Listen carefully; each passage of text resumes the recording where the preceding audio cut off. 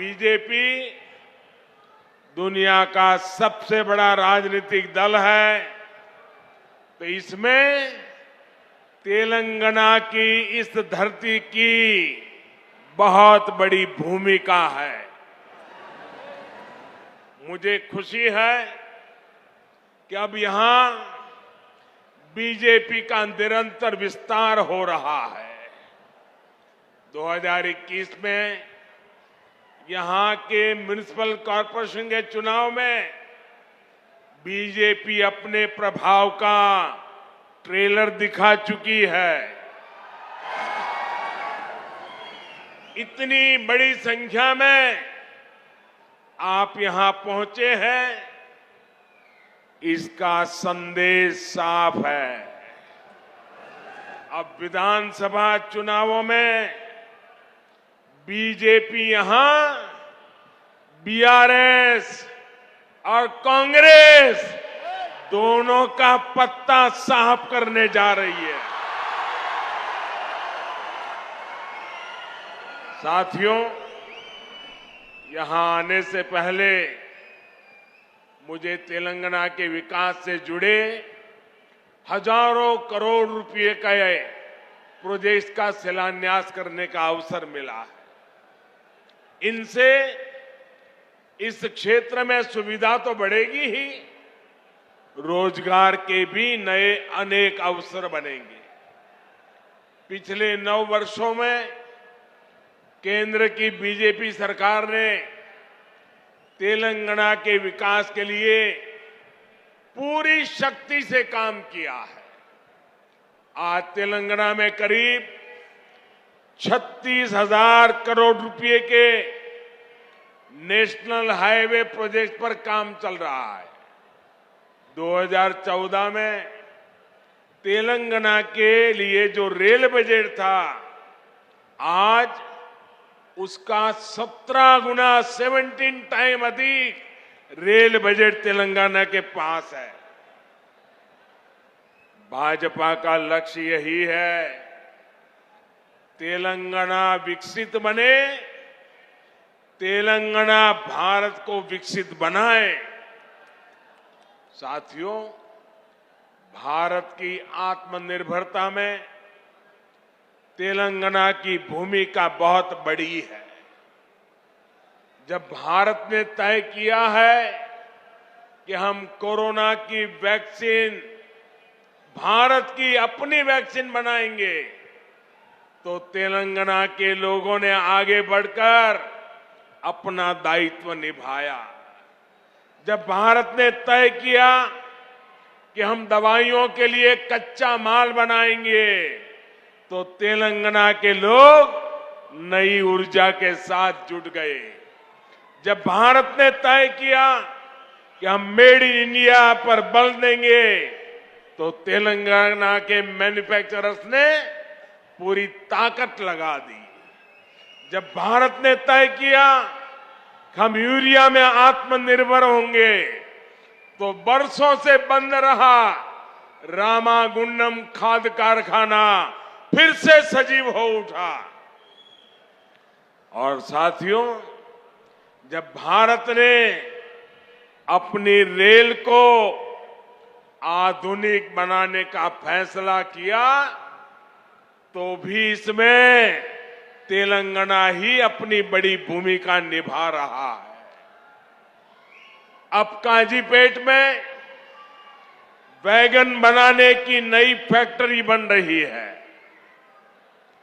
यहां बनने वाले सैकड़ों वैगन भारतीय रेल के विस्तार और एक्सपोर्ट दोनों को बल देंगे। भाइयों और बहनों, बीते 9 वर्षों में पूरी दुनिया में देश का इतना गौरव बढ़ा है, भारत को लेकर आकर्षण बढ़ा है, इसका भी फायदा तेलंगाना को हुआ है। यहां पहले के मुकाबले अब ज्यादा इन्वेस्टमेंट आ रहा है, और इस ज्यादा इन्वेस्टमेंट का फायदा तेलंगाना के युवाओं को हो रहा है। उसे नौकरी मिल रही है।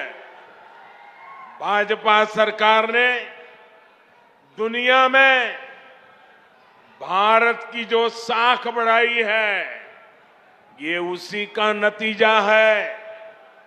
लेकिन सवाल ये है कि यहां तेलंगाना में जो सरकार है, उसने क्या किया? साथियों, यहां की राज्य सरकार ने सिर्फ 4 काम किए हैं। यहां की सरकार ने सिर्फ 4 काम किए हैं। पहला, सुबह शाम मोदी को, केंद्र सरकार को रेगुलरली गाली देने का काम किया है। पूरी डिक्शनरी इसी काम में लगाई है। दूसरा काम क्या किया है? एक परिवार को ही सत्ता का केंद्र बनाने का और खुद को तेलंगाना का मालिक साबित करने का काम किया है। इन्होंने तेलंगाना के आर्थिक विकास को चौपट कर दिया। चौथा काम क्या किया? चौथा, इन लोगों ने तेलंगाना को भ्रष्टाचार में डुबो दिया।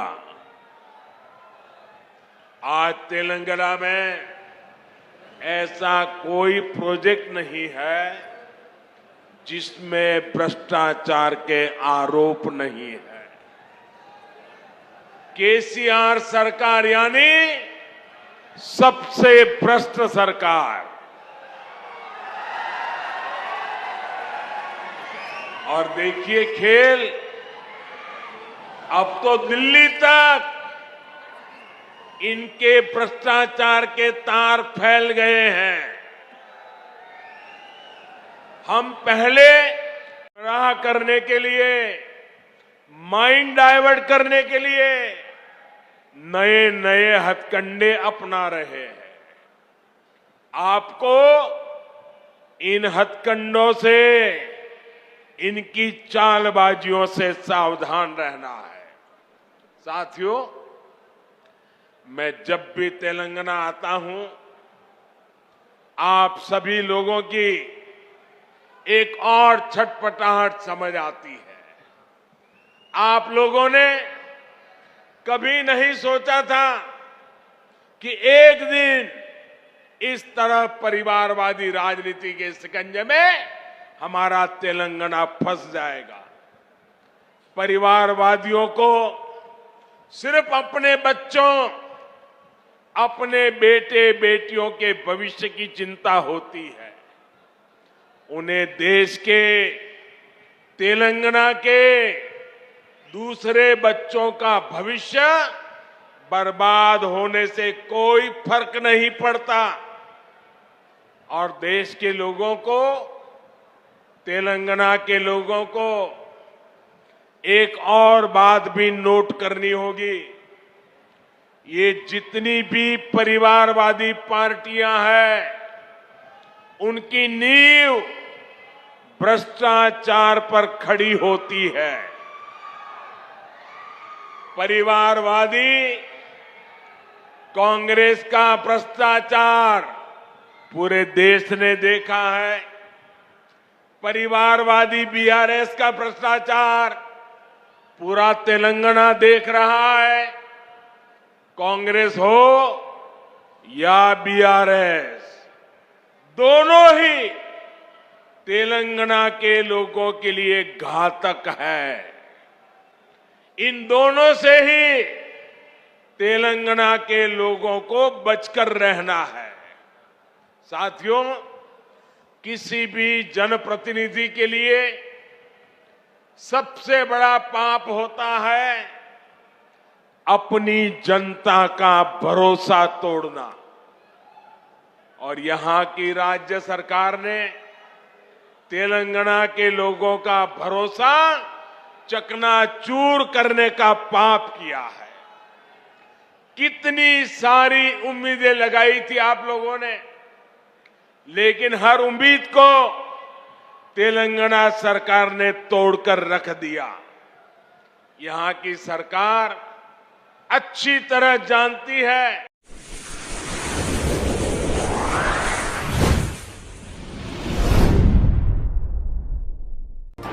AHA न्यूज को लाइक करें, शेयर करें और सब्सक्राइब करना ना भूलें।